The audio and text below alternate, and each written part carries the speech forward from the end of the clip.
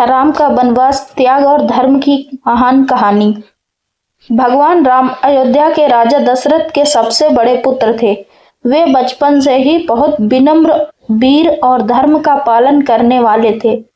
अयोध्या की प्रजा उन्हें बहुत प्यार करती थी। जब राम बड़े हुए तब राजा दशरथ ने सोचा कि अब समय आ गया है कि राम को अयोध्या का राजा बनाया जाए।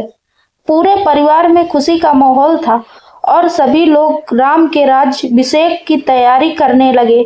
लेकिन महल में एक ऐसी घटना हुई जिससे सब कुछ बदल दिया। राजा दशरथ की रानी कैकेयी को उनकी दासी मंथरा ने भड़काया। मंथरा ने कैकेयी से कहा कि अगर राम राजा बन गए तो तुम्हारे पुत्र भरत को कभी राज नहीं मिलेगा। यह सुनकर कैकेयी चिंतित हो गई। कैकेयी को याद आया कि राजा दशरथ ने उन्हें पहले 2 वरदान देने का वचन दिया था। उन्होंने उन वरदानों को मांगने का निश्चय किया। जब राजा दशरथ कैकेयी के पास गए तब कैकेयी ने पहला वरदान मांगा कि भरत को अयोध्या का राजा बनाया जाए।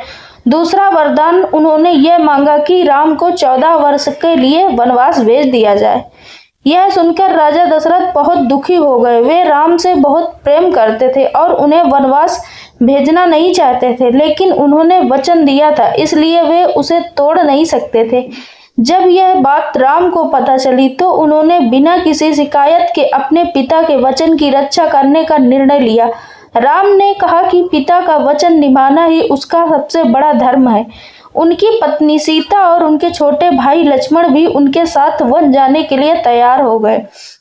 राम, सीता और लक्ष्मण साधारण वेश पहनकर अयोध्या छोड़कर वन की ओर चल पड़े। अयोध्या की प्रजा यह देखकर बहुत दुखी हुई। सभी लोग रोने लगे क्योंकि वे अपने प्रिय राम को जाते हुए नहीं देख पा रहे थे।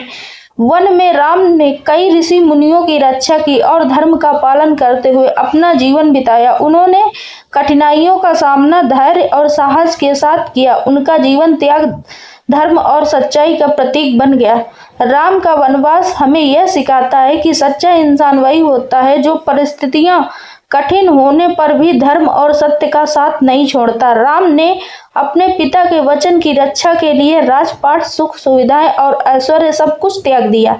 इसी कारण आज भी लोग राम को मर्यादा पुरुषोत्तम कहते हैं और उनका जीवन हमें सच्चाई, कर्तव्य और त्याग का मार्ग दिखाता है।